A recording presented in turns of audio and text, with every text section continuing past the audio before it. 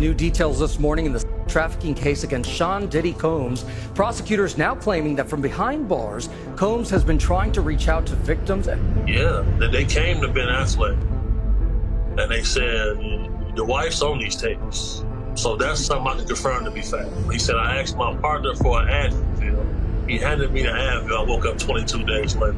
Combs is the person who arrested them and put him in the coma. They like to keep memorabilia from these escapades. And, this is something that's a lot more common than people think amongst elite parts of society. Do you want to know where he is? If you want to know where he is, I'll tell you where he is, but he wants to surrender. He's here to surrender. You're legendary for the parties that you throw. Mm-hmm. I'm a legend, baby, for a whole bunch of things. Yes. You need locks on the doors? Okay, this is sounding kind of dangerous now. I lived with Sean Puffy Combs for a year. Hey, it was curious. I got a chance to see some things. Yeah, but you were 13. What were you seeing? I went there to see the lifestyle. Right. And I saw it. Justin, right now, he's having 48 hours with Diddy. Where we hanging out and what we doing, we can't really disclose. I had legal guardianship of Usher when, he did his first album. I don't have legal guardianship of him, but for the next 48 hours, he's with me. And we gonna go up full crazy.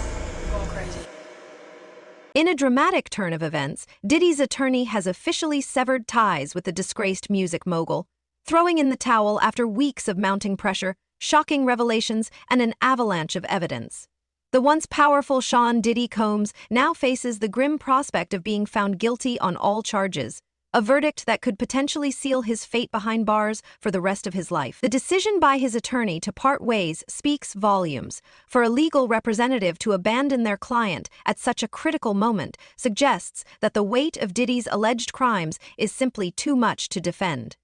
This comes on the heels of yet another accuser stepping forward, reigniting a new wave of controversy. The latest claims date back to 2018, when the accuser alleges a deeply troubling and unexplainable relationship with Diddy, further complicating the embattled mogul's legal battles. Tell us a little bit about your client, of what you can.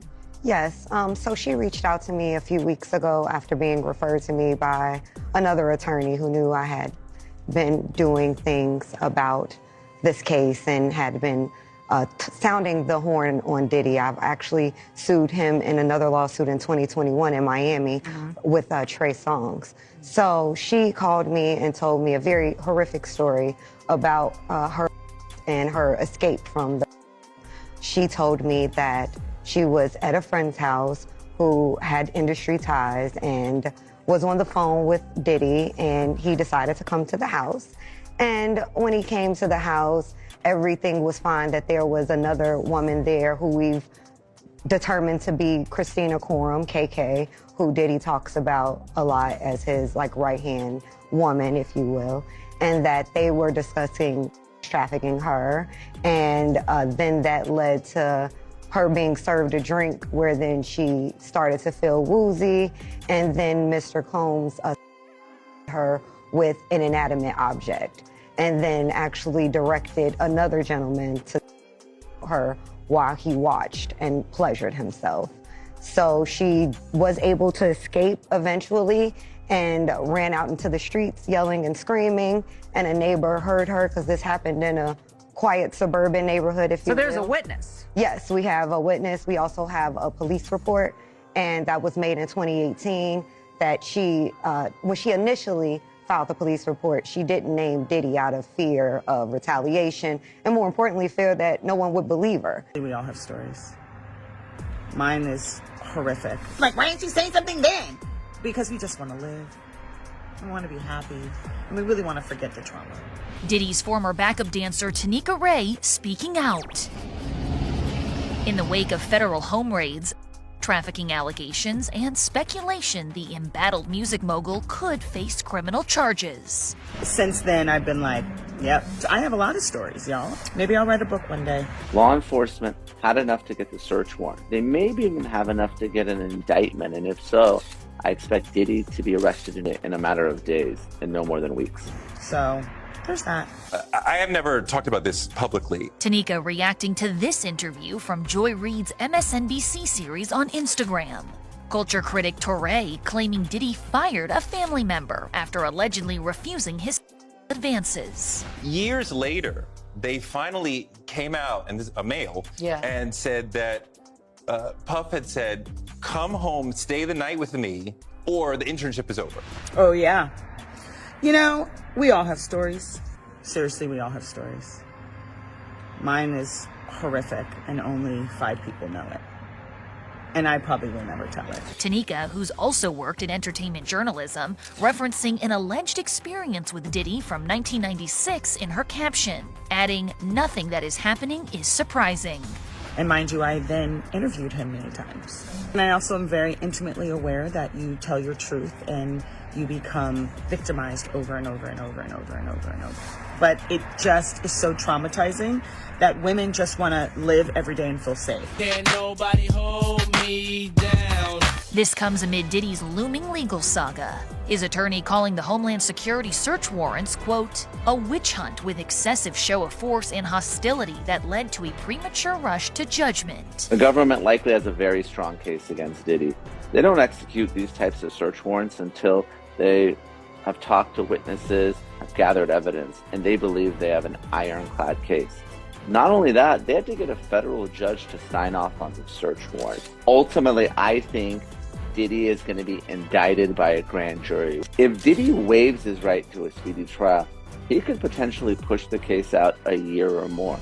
And Diddy has essentially unlimited funds to defend this case, and I expect him to litigate it very aggressively. Back in Tanika's message, she explains why now was the time to share her story, hinting someday she might put pen to paper. And when we revisit and revisit, we live in a state of victimhood, and nobody wants to live there. So for those who are like, why didn't you say something then? Because we just want to live. We want to be happy, and we really want to forget the trauma. So there's that. I know I pissed a lot of people off, including you. Mm-hmm. But this is a full circle moment, everybody. Yes. Get into adult conversation. Yeah. Full circle. Yeah. Okay, because I haven't seen you in over 15 years, but I'm not seeing wrinkles. I'm seeing good. I don't, you live a really hectic lifestyle, and I don't understand all the running around, and who are these people that you surround yourself with, and who are these people? Do they violate you? Do you get robbed? What happens? Now, you threw a house party, and I got the footage, okay? Look at this. Now, who has this many people at their house? Puff, and or Sean, Diddy, Doody, what do I call you? I think you should call me Puff. You always call me Puff. I do. Yes. Okay. First hurdle jumped. Jesus. I'm not gonna lie, I was nervous to come out here. The stories continue to unfold. Tanya Wallace, a person who has attended Diddy's infamous parties, has now come forward in light of recent events, dropping bombshells left and right. Wallace has also made disturbing allegations, claiming that minors were present at these secret gatherings. Worse still, she asserts that they were dressed inappropriately, in ways that deeply disturbed her.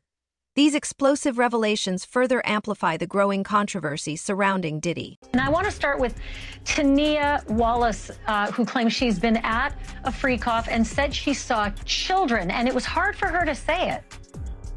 It was very hard for her to say it, Ashley. So what she said was that she was flown out from LA to Miami by the Saudi prince, and they ended up eventually on Star Island at one of Diddy's parties. She says, among many other things, she goes into detail. She believes she witnessed underage victims at one of Diddy's 2018 parties. I'm looking like, are those midgets? Because people were it's people over them, it's people trying to hide what they're doing. Adults who are little people, or are you talking about minors? Am I gonna get in trouble? I don't want to say I witnessed any of that crazy stuff, but we all have common sense. Little people that's not supposed to be there. You're talking about underage people. It's a shame. Is this woman, Tania, is she really saying that there were minors involved in these freak-offs? That is exactly what she's saying, Billy. Now, as for what they were doing, she never really could get a clean look at it. She said there was a wall of adults encircling them who clearly didn't want everyone at the party to see what was happening there. She said when she saw this scene with the younger people, that it was about 7 a.m. and that the party had been going all night. Did anyone ask her why didn't she leave, and what was she doing? She was there as the guest of a Saudi prince. As to why she didn't leave, I don't know what time she left. I agree with you that once you see something like she's describing, that's the time to tip out the door. Or call the FBI. I mean, or call the FBI, exactly. But you know, that's the other thing that we've heard from a lot of people who've been involved in parties with Diddy, that there are NDAs that are signed, and you walk out and you feel like, I can't say anything to anyone. Real reasons why or what really happens, they don't know because they wasn't there. And that would affect me emotionally. But I got myself into a situation where I was about to get trafficked. And this was like 3 years ago. And I was just like, it was a close one. You know, I came up on this prince, and he was Arabian, and he flew me to Miami, and he said I was gonna be there for 2 weeks. We were in a $30 million house, and I ended up being there for a month, and I had to escape, okay? And we were meeting so many girls, and girls from Love and Hip Hop was coming in the house, and celebrities was there, and all of this stuff, but it started to get real weird, you know? It was a lot of drugs. And like, I don't do hard drugs like that. Like, I was smoking weed, you know, and they were doing hard drugs and stuff. And it was just like, it was getting, like my gut was telling me something bad is about to happen. But he was trying to like distract us with buying this stuff. We was going shopping and doing all these things. And for some reason, I felt like I'm used to getting, but like this right here, where am I about to be tomorrow? And why are we still here? So then he says, well, we're gonna go to Cuba. So the girls start talking in the house, and they're like, girl, I gotta get back home. And he said that I can't leave. And I'm like, well, what is he gonna do with us? Then, you know, we had went to some celebrity's house, and we ended up at P. Diddy's house. And I just started hearing conversations, and I just got trafficking from it. Because, you know, I heard the prince saying something like, oh, you can have whoever you want. Like, he was like selling us, you know? So I'm like, is this trafficking? Like, what the? And it gave me a whole nother outlook on everything too. And I had to like really like pump my brakes on how I do things. And maybe because a week before that, I had just said like, I want to be in Miami. I want to be around royalty. I want to spend this much amount. And I realized everything that I said that I wanted, it came like the next week. Tanya Wallace also dropped a jaw-dropping expose during her sit-down with No Jumper. And it's safe to say the internet will never look at Diddy the same way again. Tanya didn't hold back, recounting in disturbing detail how these gatherings were not just wild celebrity parties, but something much darker. The most shocking part?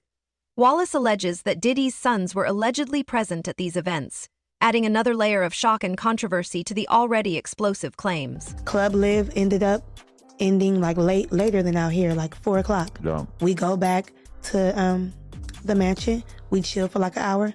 Next thing you know, we load it up, like how we always do. We load up and go places, but now we load it up on our way to Star Island. What is that? Star Island, where Diddy lives. Oh. So that's where his freak off goes. It's just like a section of Miami, or it's like an actual island? It's actually, because the street has like a whole bunch of palm trees and stuff like that. Okay. Like, you know, I did TMZ. I just did a documentary for TMZ last week, right? Okay. And it's I seen you on the first one. Oh, they're doing a follow-up?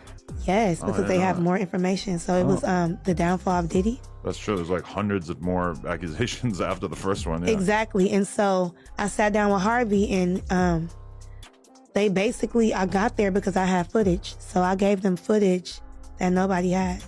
Okay. And so we're on Star Island. I'm in my Snap recording like, oh, Diddy's house is lit, da-da-da. But I haven't gotten there yet. So I'm not knowing as soon as we get to the door that they were going to lock up our phones in bubble cases. We could hold it, but it's locked up. We can't use it. Right. So I'm like, what the So I walk in. Instantly, one of Diddy's sons, Christian, was like, you, come here. Now I'm walking with the girl that I brought. The other girls are walking behind me, but once we got in the house to the side door, it was a backyard, so everybody split up. And so the vibe is that the pretty girls dudes will come up to him and kind of like make it clear, like, yo, you're getting invited to the latter tier of this party. Exactly. And they're giving out what, like little sandals? Exactly. That's what they were giving out. So when the son came up to me and said, you come here, or called me over there, I'm like, who, her? He's like, no, you. So I'm thinking like, why not both of us? But okay, whatever. He's like, take these shoes. The shoes, the robe shoes, white terry cloth robe shoes. They're like, oh yeah. And I'm like, what do I do with these? He like, this is how you get in the house. So I just took them, I carried them. And that's when Diddy came, like, just appeared. Now, when somebody walks behind you and rubs the side of you, you already know, like, what the? Yeah. You might as well hold me and pick me up. What was you about to do? Throw me in the pool? But everybody was already skinny dipping. That's nothing. When I walked in, before I seen Diddy, I'm just peeping out everything. House music going like a rave. Do, do, do, do, do. And it's real, real loud. It's 7 o'clock in the morning. People drinking mimosas, eating eggs and bacon in the goddamn pool, but naked though, and just walking around, and waitresses passing around drinks left and right. I was even holding the drink in my hand, and I don't even drink like that. Occasionally, but you know. So when he came up to me, he's like, "How are you liking my house?" And I'm like, I'm trying not to be starstruck, so I wasn't looking him in his eye. And so I was just having side conversations with him. He's, oh, you know, the prince been telling me a lot about you and da-da-da-da, like, but you need to go inside my house. Enjoy my house. And he's saying little stuff like, what's mine is yours and all of this stuff or whatever, right? So I tell my friend, like, girl, let me just go up in this house. You know, like, the wants me to go inside. Right. But I don't want to leave you out. So I'll be in there for a few minutes. I'll be right out. Walk up in there. This going on, that going on, a few things going on. So wait, like the main house is the party, and then there's a separate room or a separate section where the freak off is taking place? Separate section where the freak off is taking place. And you can't see this section from the main party? No, because you got to go inside the house. The party is like outside, and the party is inside too, but that's the freak off. Okay. So people that are just outside, they won't know what's going on. And you're talking about until you walk in. You're saying publicly fucking in multiple people. There's just like a couch. Exactly. And there's just some couple dudes fucking a bunch of girls? Yeah, and naked, everything. I mean, they not pulling shit to the side, trying to be discreet about it. No, this is like they in the room by themselves, tuning out everybody around them. Such a crazy concept to me because I have so much experience having on camera, but I can't imagine just being at a party and just wanting to have an where like a million other people could see you. It seems like such an obvious thing to be like, let's go in the other room. Right, but you know what? With the music and the drugs and the drink, do they even care? And I was thinking about that. Like if I'm gone off the molly. I'm talking about gone, like like a rave. Like I've been to these Hollywood parties. You know the parties where you go in Hollywood, like it's like different sections. Like it's a R&B, not R&B, like a reggae side, then a techno house music side, then it's a regular mainstream side. Right. The music was loud as if as you go to different sections of the house, it's different shit going on, like a different tune of music. You get what I'm saying? Although Diddy's attorneys may attempt to deflect, twist narratives, and create stories to steer attention away from the avalanche of accusations, there's one chilling tale they cannot escape: the mysterious and untimely death of Aaron Carter. Aaron, a pop star who first captivated audiences at the tender age of 9, was tragically found dead at just 34. His death was officially ruled as a combination of drug and mental health struggles, but this explanation has never sat well with fans and conspiracy theorists alike. Now, fresh theories are emerging suggesting that Diddy may have had some involvement in Aaron's tragic end, further complicating the already dark cloud hanging over the music mogul. Following developing news tonight in Lancaster, where pop star Aaron Carter has died at the age of 34. Yeah, the troubled performer grew up in the limelight, but he was in and out of rehab several times in his short life. Chris Wolf is live for us in Lancaster. He's got more on this. Chris? Yeah, Rick, MB, the street is now cleared. People have been moving in and out of that home behind me all day. And tonight we heard from some of those closest to Aaron Carter, and they all say the same thing. They all share stories of a very kind, loving, caring, humble, yet troubled young man.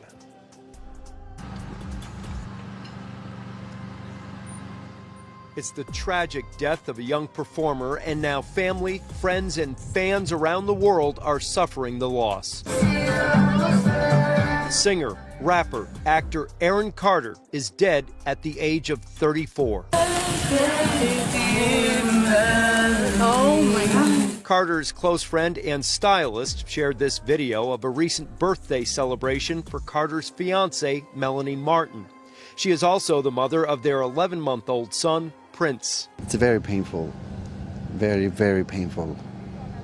I talked to him 2 weeks ago. He was at the dentist and he FaceTimed me. He said, come over. And I said, I have work to do. I wish I could have just go see him at least one more time. Nick's brother, Aaron Carter. Right.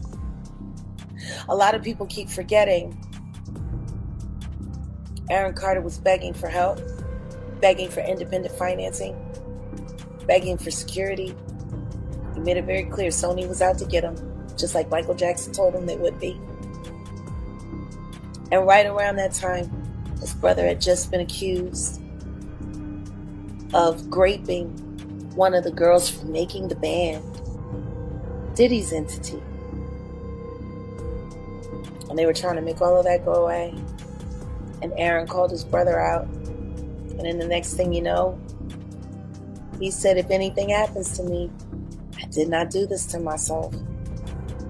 And then he was gone. Do you regret ever getting involved in... I didn't have a choice. It got bad when I was about 15 years old. I'm sorry. I'm sorry the way that I look. Oh my God, it hurts so bad. It hurts. It hurts so bad because there's like nothing I can do about it. I take for high blood pressure medication, and I took for my mouth.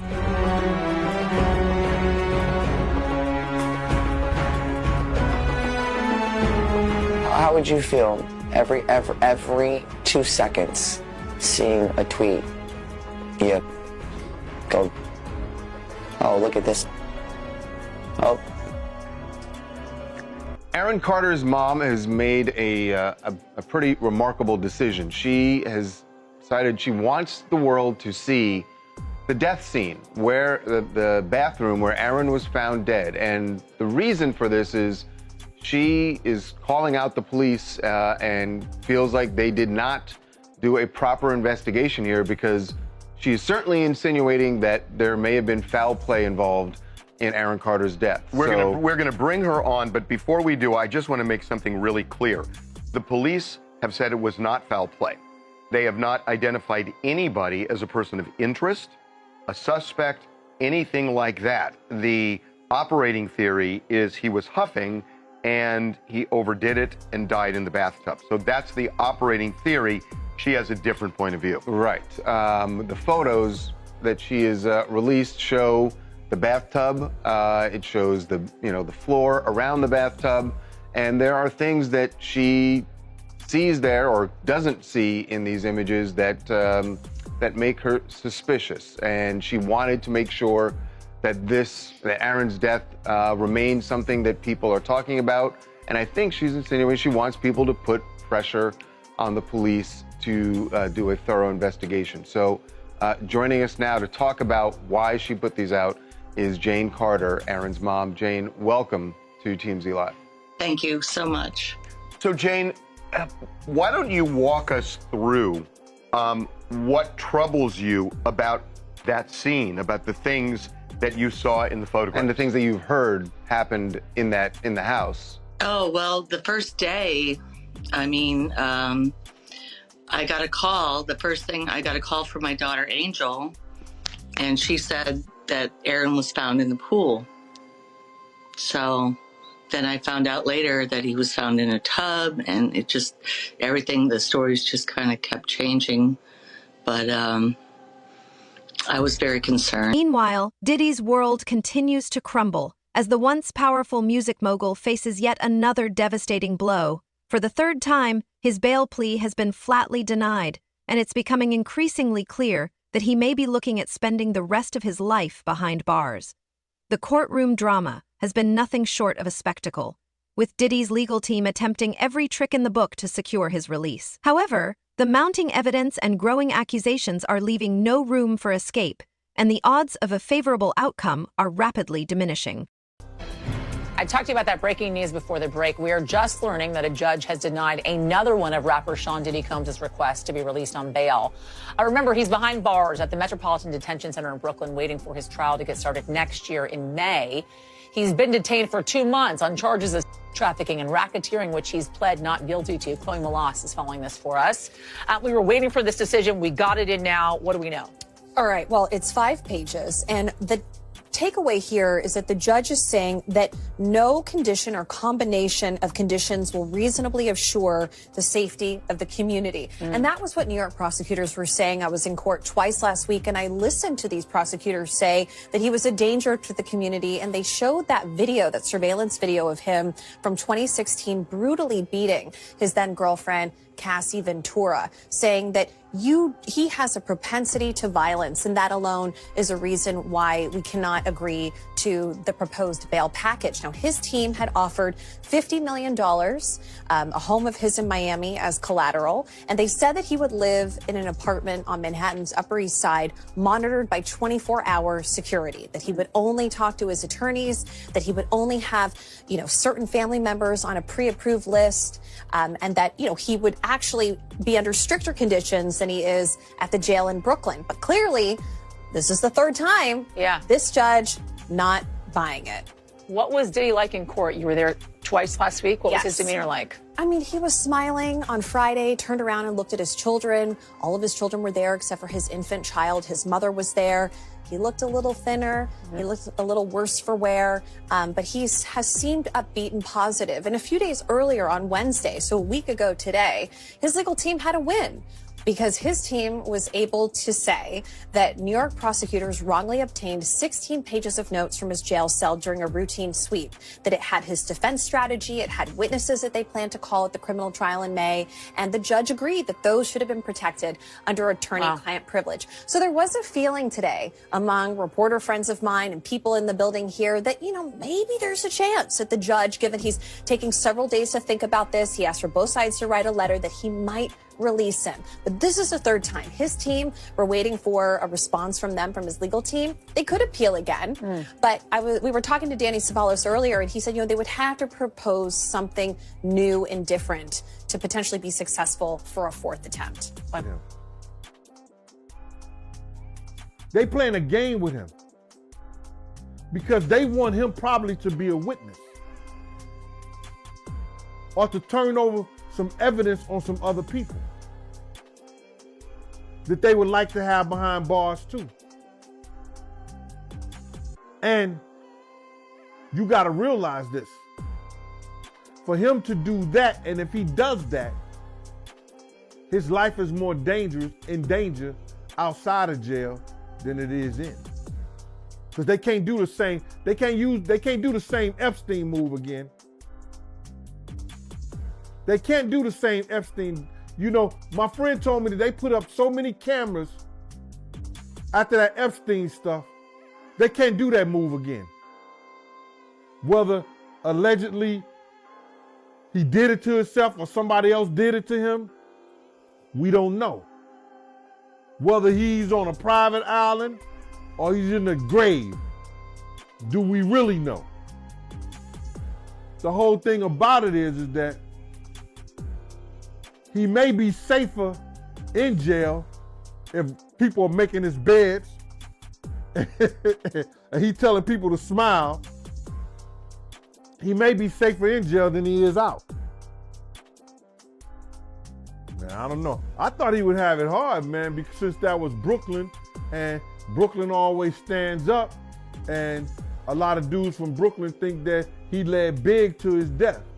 You understand? And by him being housed in Brooklyn, I thought that it would be real difficult for him. But, you know, money talks, bullshit walks. You're gonna hear about my party, they're gonna be shutting them down, they're gonna probably be arresting me, doing all types of crazy things just because we wanna have a good time. And it ain't nothing but break it down racial barriers, break it down generation barriers.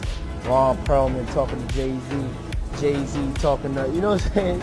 It just goes on and on. So, what do you think? What else could be lurking in Diddy's web of secrets? Let us know in the comments below. And if you're here for all the drama, don't forget to like, share, and subscribe for more explosive music industry secrets. Until next time, fam, keep it locked.